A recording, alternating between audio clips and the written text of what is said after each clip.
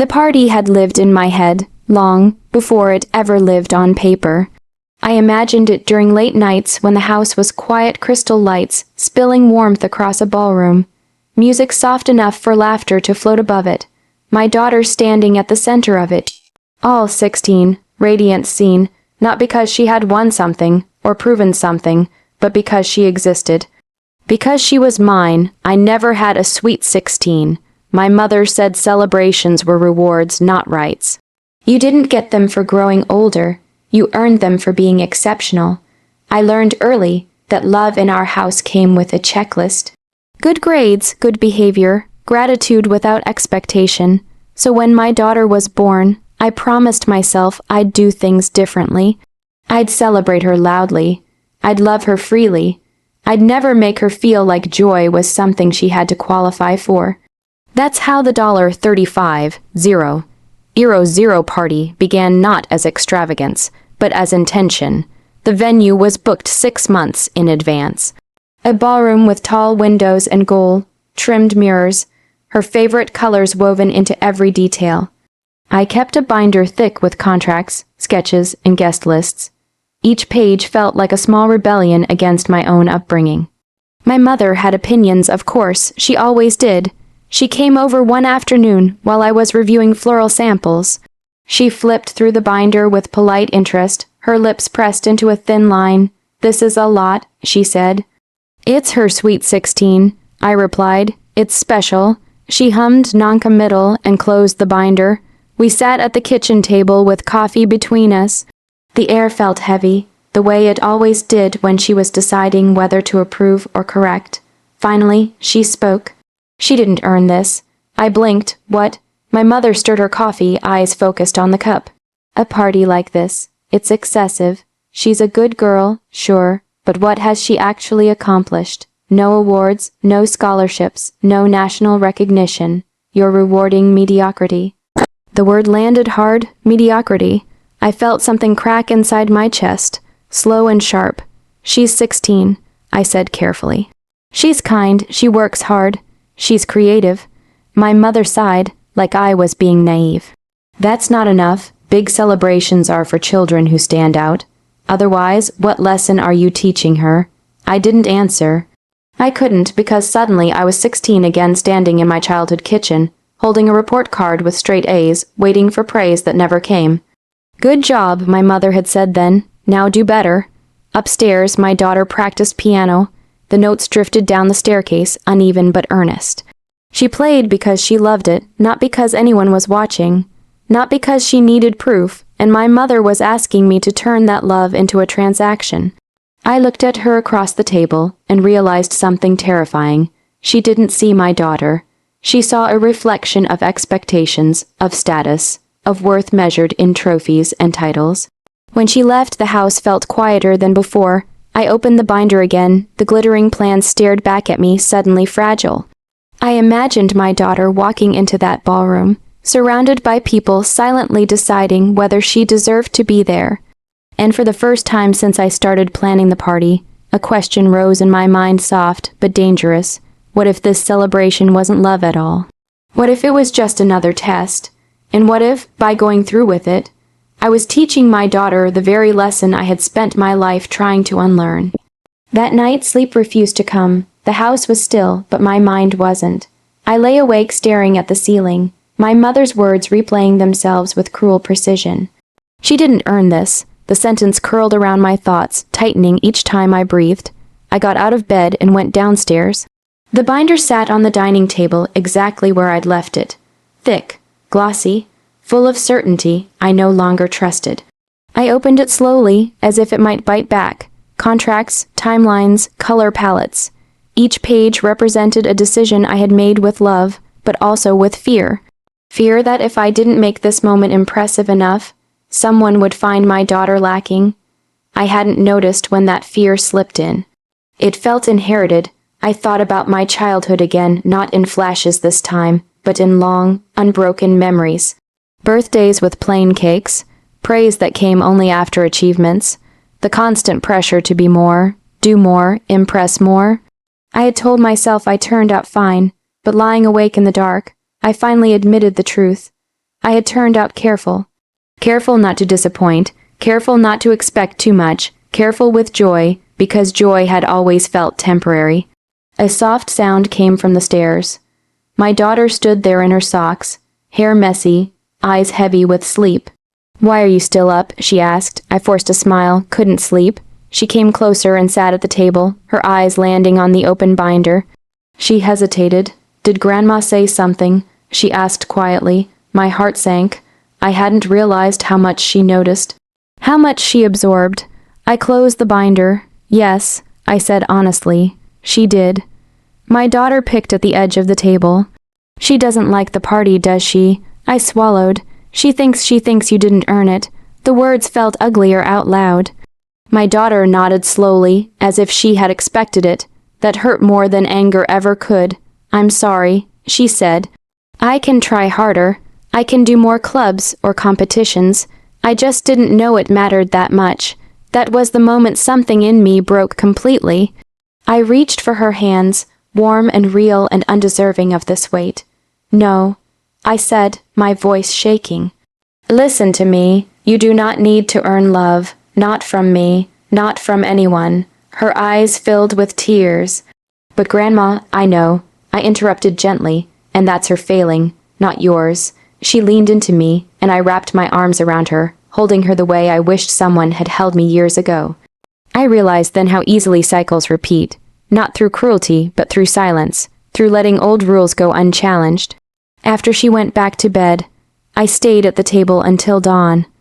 I thought about the party again, about the guest list filled with people who would smile and judge in equal measure, about my mother sitting in the front row, watching not with pride, but with evaluation, and I knew, if I went through with this party, it would no longer be about celebrating my daughter.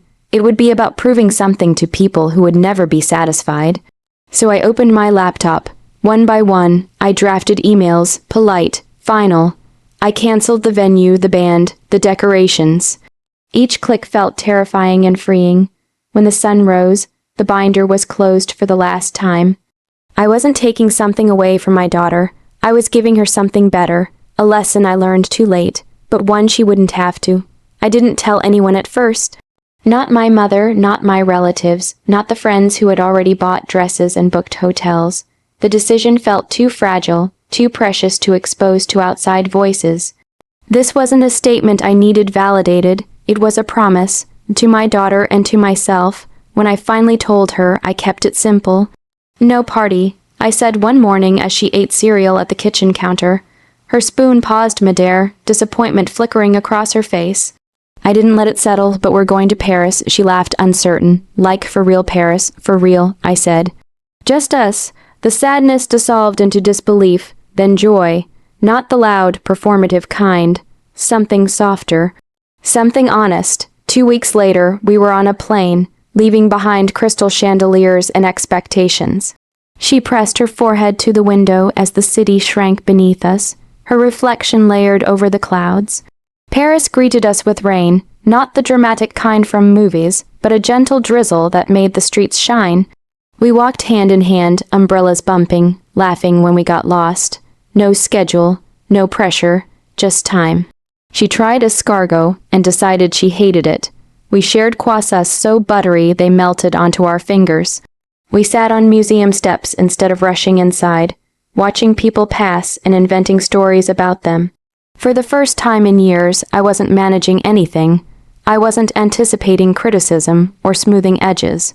I was simply present. On her birthday morning, she woke before me. When I opened my eyes, she was standing by the window, sunlight outlining her silhouette.